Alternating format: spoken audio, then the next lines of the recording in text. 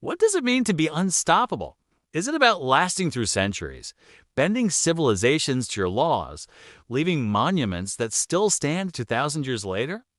Or is it about sweeping across continents in a storm of fire and fear, crushing kingdoms, toppling dynasties, and creating the largest land empire the world has ever seen? When we ask whose empire was more unstoppable, the Romans or the Mongols, we're not just asking about history. We're asking about the very essence of power. And tonight, we dive into the clash of two worlds, Rome and Mongolia, two empires separated by time, but forever compared in scale, influence, and legacy. The Roman Empire, born from a republic, stretched across Europe, North Africa, and the Middle East. It lasted for centuries, reshaping law, engineering, language, and culture. Roads still trace its outline. Cities still bear its imprint. The word Rome itself became a synonym for civilization. Rome didn't just conquer, it assimilated. It absorbed gods, ideas, and people, blending them into something that felt eternal, from Caesar to Constantine, from the Colosseum to aqueducts still standing. Rome stamped its mark on history like few others ever could, if unstoppable means enduring. The Romans seemed invincible, and yet the Mongols tell another story. In the 13th century, from the harsh steppes of Mongolia, a man named Temujin rose, uniting scattered tribes into one of the most disciplined and terrifying military machines in history. Taking the name Genghis Khan, he launched an avalanche across Eurasia. Within decades, the Mongols carved out the largest contiguous land empire the world has ever known. From China to Persia, from Russia to the edges of Europe, their horsemen thundered across landscapes, leaving kingdoms shattered and terrified. Entire cities surrendered before the Mongols even arrived, because their reputation alone was enough to break resistance. If unstoppable means conquering everything in your path with speed and terror, then the Mongols carried that crown. So, whose empire was more unstoppable? Let's test the word itself. Rome endured for centuries, adapting, rebuilding, refusing to die even when sacked. The Mongols burned across continents with unmatched fury, creating a network that tied the known world together. Rome gave us the idea of empire. The Mongols gave us the reality of global domination. But let's not answer too quickly, because the deeper we go, the more complicated the comparison becomes. Think of Rome at its height under Emperor Trajan. The empire stretched from Britain to Mesopotamia. Roman roads linked distant provinces. Soldiers guarded frontiers, and governors administered law in the name of Caesar. But here is the secret of Rome's unstoppable nature. It wasn't just armies. It was absorption. Rome took Greek gods, Egyptian deities, Celtic tribes, and merged them into a single system. Roman citizenship was extended, first to Italians, then to provincials, until half the empire was Roman by law. This inclusivity made Rome not just a conqueror, but a civilization the people wanted to belong to. It survived not because of brute force alone, but because it created an identity larger than any one people. Now contrast that with the Mongols. Their power wasn't about assimilation, it was about domination. They didn't build marble forums or aqueducts. They didn't offer citizenship. They offered survival, submit, and you could live under Mongol rule. Often with surprising religious tolerance and opportunities for trade, resist. And your city was erased. This clarity, brutal as it was, made the Mongols efficient. They didn't waste time negotiating traditions. They shattered them. Their military strategy was mobility and fear, a force so overwhelming that kingdoms collapsed before battles began. Yet, at the same time, they created the Pax Mongolica peace across Eurasia that allowed merchants, travelers, and scholars to cross thousands of miles under Mongol protection. Isn't that a strange paradox? An empire born in blood became the backbone of global connection. So, when we ask who was more unstoppable, are we talking about longevity or velocity? Rome lasted over 1,000 years if you include the Eastern Empire. The Mongols rose in decades and created an empire larger than Rome ever dreamed of. Which is more unstoppable, the slow burn of centuries, or the wildfire that consumes everything in sight? And here's something else to consider. Rome built monuments. The Colosseum still towers in the heart of Italy. The Pantheon's dome still inspires architects. Roman law echoes in modern legal systems. Latin gave birth to languages we still speak: Spanish, French, Italian. The Mongols left fewer monuments. Their legacy was not stone but movement. The Silk Road flourished under them. Paper, gunpowder, and printing spread more rapidly because of their empire. Even disease, like the Black Death, spread along Mongol trade routes. Their impact wasn't carved in marble, it was carried in the veins of history itself, if you had to. Choose, which would you call more unstoppable? Rome, the slow, steady machine of conquest and civilization, or the Mongols, the roaring thunder that reshaped the world in a single generation. The Romans stood the test of time. The Mongols defied time itself, and perhaps that's why this debate matters, because in choosing, we reveal whether we value endurance or shock, permanence or speed. But we can't stop here.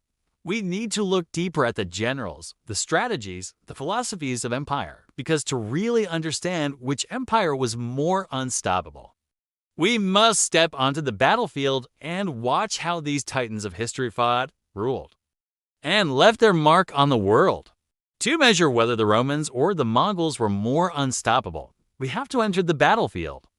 Because empires are not just built in marble halls or along trade routes, they are hammered out in the dust, blood, and chaos of war. And when we look at the military systems of Rome and the Mongols, we see two very different philosophies of power. One built on discipline, structure, and engineering. The other built on speed, fear, and devastating mobility. Both worked. Both terrified enemies. But which was truly more unstoppable? Let's begin with the Roman legions. A Roman legion was a machine.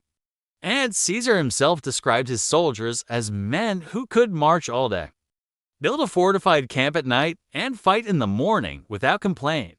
Discipline was everything. Each legionary carried armor, a shield, a short sword called the gladius, and javelins for throwing. They fought in formation, moving like a wall of iron. Rome's strength lay in its ability to turn farmers and citizens into professionals who could hold the line against anyone. They weren't just soldiers, they were engineers.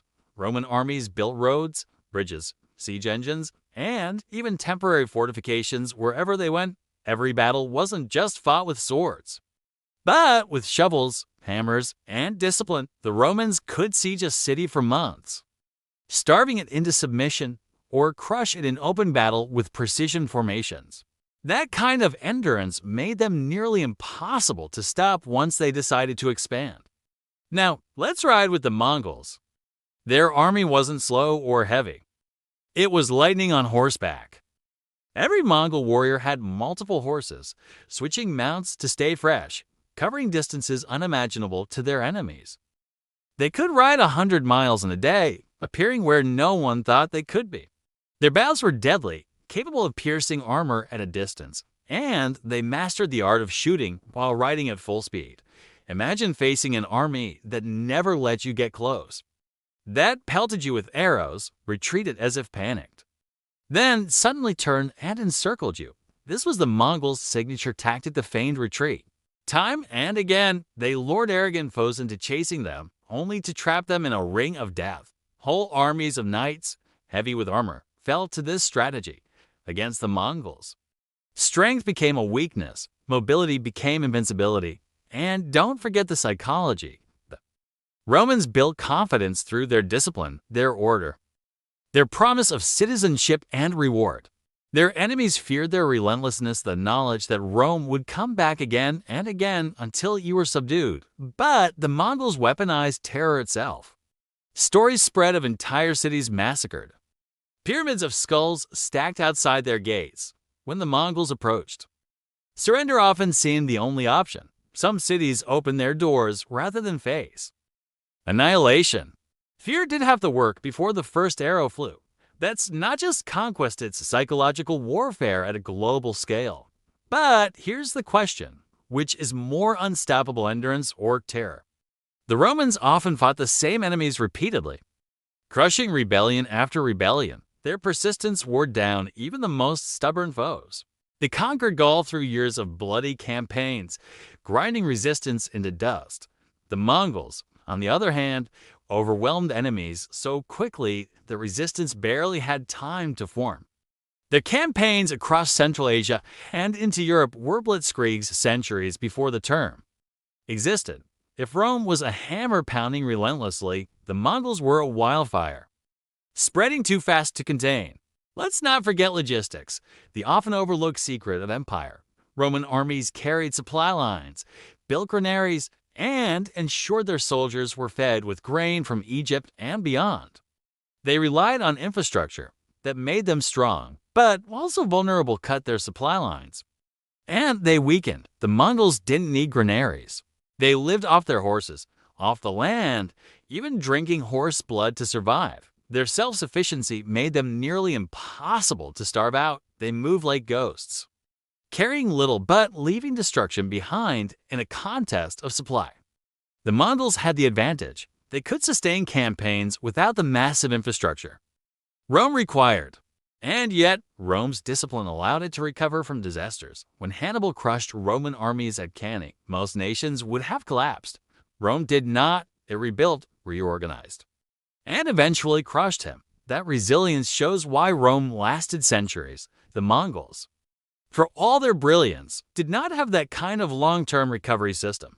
After Genghis's death, his empire fragmented, carried on by his descendants, but slowly splitting apart. The speed that made them unstoppable also made them unstable.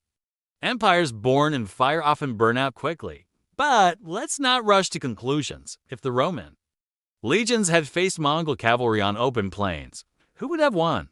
It's a debate historians still love. Rome's heavy infantry was almost immovable in formation. But could they have caught riders who refused to engage directly? Could the Mongols have broken through Rome's discipline with arrows and encirclement? Or would Rome's engineering, its ability to build fortifications and wear down enemies, have stopped the Mongols cold? It's a battle that never happened, but imagining it helps us see their strengths and weaknesses more clearly. So once again, we return to the word unstoppable. The Romans were unstoppable because they endured, because they refused to fall even after catastrophic defeats, because they rebuilt and came back stronger. The Mongols were unstoppable because they struck so fast, so brutally, that no one could mount resistance until it was too late. Rome was the boulder rolling slowly but inevitably downhill. The Mongols were the avalanche, overwhelming and unpredictable. Which one do you think deserves the crown? If armies win battles, it is politics and culture that keep empires alive. And here, the Romans and the Mongols reveal two very different approaches, how they treated enemies, allies. And the conquered tells us as much about their unstoppable nature as any battlefield victory. Because conquest is only the beginning, what you do with the conquered determines whether your empire grows or collapses. Rome's strategy was absorption. They fought hard, but once victory was secure, they sought to make enemies into Romans. Defeated peoples could be enslaved, yes, but over time. Many were offered Roman citizenship, roads, aqueducts, and cities brought conquered lands into the Roman system. The Pax Romana, the Roman peace, wasn't just propaganda. It meant that after rebellion was crushed, Rome offered something in return: stability, trade, infrastructure, and law. To be Roman wasn't only to be dominated. It was to share in an identity that stretched from Britain to Egypt. That inclusivity was Rome's real weapon. They didn't just conquer land, they conquered identity. Take Gaul, for example. The tribes resisted fiercely, but after Caesar's campaigns, Gaul became one of the most Romanized provinces. Local elites were granted citizenship, Roman baths, theaters, and forums appeared in Gallic cities within generations. Gauls were not just subjects, they were Romans. That's why Rome endured. It convinced people to belong to Rome, not just to fear it. The Mongols took a different path. Their empire wasn't about assimilation. It was about dominance and loyalty. They offered a stark choice: surrender and live under Mongol protection, or resist and face annihilation. Whole cities that defied them were destroyed, their populations massacred. Yet those who surrendered often found the Mongols surprisingly tolerant. Unlike many empires, the Mongols didn't impose their religion. They allowed Christians, Muslims, Buddhists, and others to worship freely. What they demanded wasn't cultural conformity, it was obedience and tribute, pay taxes, provide soldiers, respect Mongol authority, and you could prosper under their rule. And prosper many did. The Mongols valued skills. Artisans, engineers, and scholars were often spared and moved across the empire to serve Mongol needs. Captured Chinese siege engineers built machines for campaigns in Persia, Persian administrators ran cities in Central Asia. Talent was redistributed to where it was most useful. It was brutal. Efficiency, destroy resistance, preserve usefulness. This made the Mongols more than raiders, they were empire builders in their own way. But fear was always central to their system, where Rome built loyalty through citizenship. The Mongols built compliance through terror. Their reputation spread faster than their armies. Cities surrendered rather than risk destruction. In that sense, they were unstoppable because they eliminated resistance before it could form. Yet fear has limits. Rome's system created a sense of belonging that lasted centuries. The Mongol system worked as long as fear was fresh, but once central authority weakened, loyalty fractured. Now think about how both empires treated allies. Rome forged alliances, but expected eventual submission. Even their Italian allies were slowly absorbed into the Roman identity. Rome's allies often became indistinguishable from Romans. The Mongols, however, built alliances on pragmatism. Local rulers who surrendered were often left in place, so long as they paid tribute and recognized Mongol supremacy.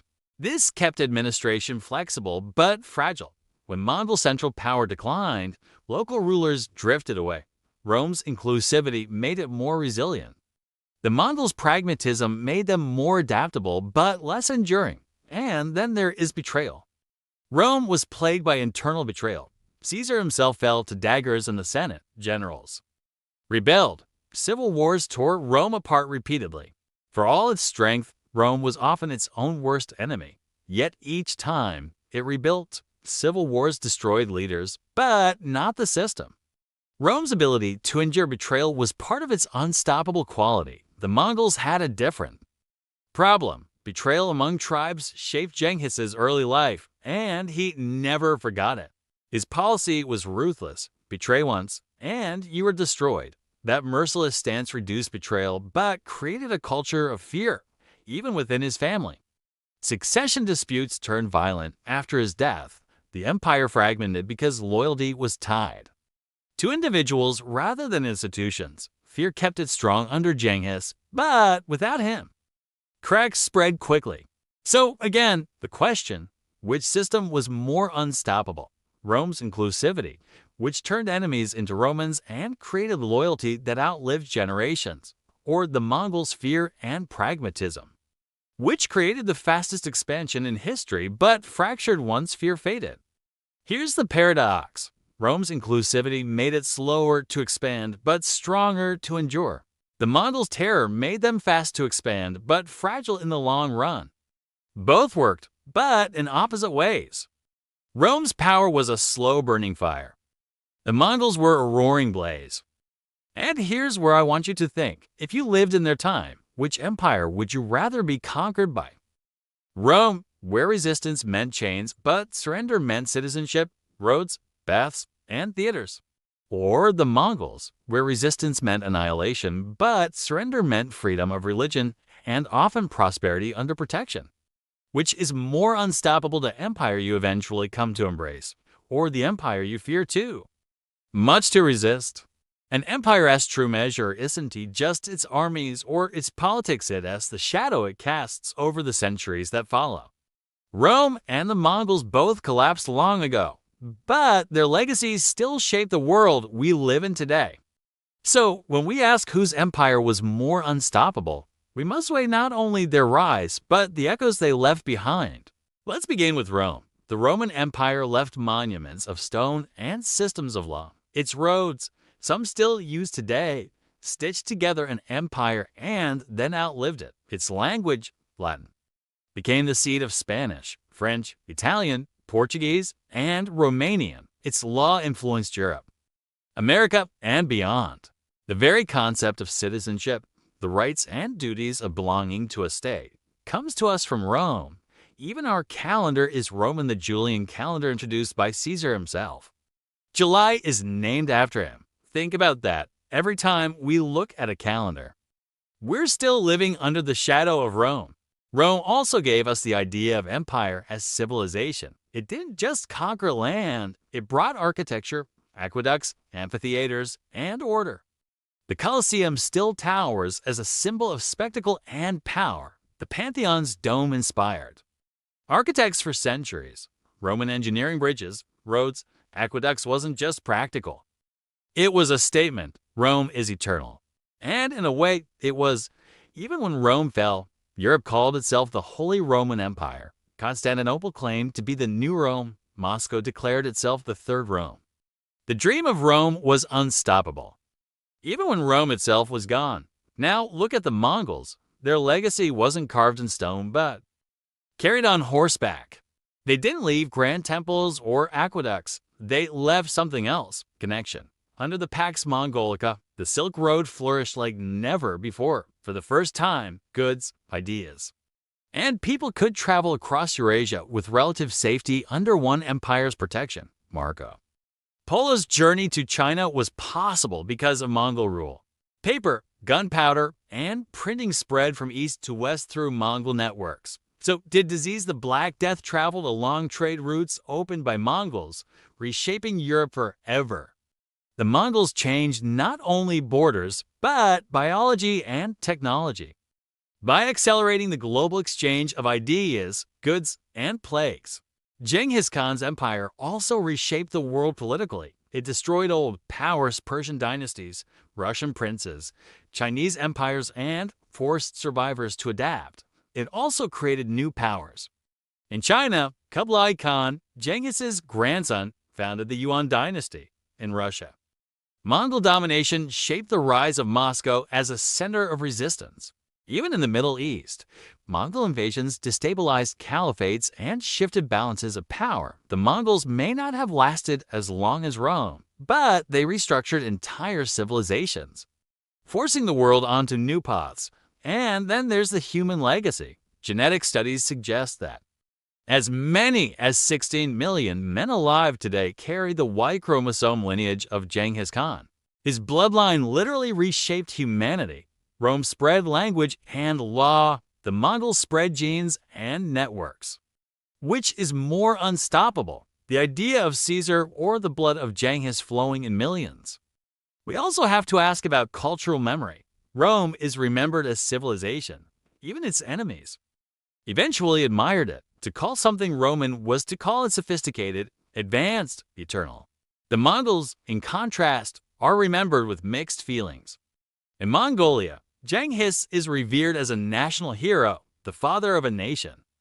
But in parts of the Middle East and Europe, he is remembered as a destroyer, a scourge, a bringer of apocalypse. His legacy depends on where you stand. Yet, even that shows power. To be remembered as terror centuries later is its own kind of unstoppable. Rome gave us continuity. Its legal, political, and cultural systems became the backbone of the West. The Mongols gave us disruption. They tore down walls, opened roads, and forced connections. Both shaped the world, but in opposite ways. Rome's legacy was order. The Mongols' legacy was chaos. That created new order. So let me ask you, what does it mean to be more unstoppable? To build an empire that endures in language, law, and architecture for 2,000 years after its fall? Or to unleash a storm so powerful it restructured entire civilizations in a single century? Rome was the slow burn of permanence. The Mongols were the lightning strike that changed the landscape forever. Which impact matters more? Here's the paradox. Rome fell slowly, chipped away by invasions, corruption, and division. But even after it fell, its culture lived on. The Mongols fell faster, their empire fragmenting within a century. Yet their shockwaves reshaped everything around them. One empire was unstoppable in endurance. The other was unstoppable in disruption. Both changed the world, but in radically different ways. And maybe that's the point. To be unstoppable doesn't always mean to last forever. Sometimes it means to strike so hard that the world can never go back to what it was before. Rome gave us continuity, the sense of civilization that shaped the West. The Mongols gave us acceleration, the global connection that shaped the modern world. Which one feels more unstoppable to you? So here we are, standing at the crossroads of history, with Rome on one side and the Mongols on the other. Two empires, two legacies, two definitions of what it means to be unstoppable. And now we must ask the final question: whose empire truly deserves the crown? Picture Rome at its height: marble cities, grand amphitheaters, aqueducts that carried water for miles, legions marching in formation, banners snapping in the wind, the eagle standard glinting under the sun, Roman law etched into stone, citizenship extended across provinces, Latin echoing from Britain to North Africa for centuries. Rome was not just an empire, it was the world. Its shadow was so large that even after it fell, kingdoms still measured themselves against it. To this day, we still speak of a Roman ideal: Roman law, Roman roads, Roman order. Rome became civilization itself. That is one kind of unstoppable ability to endure.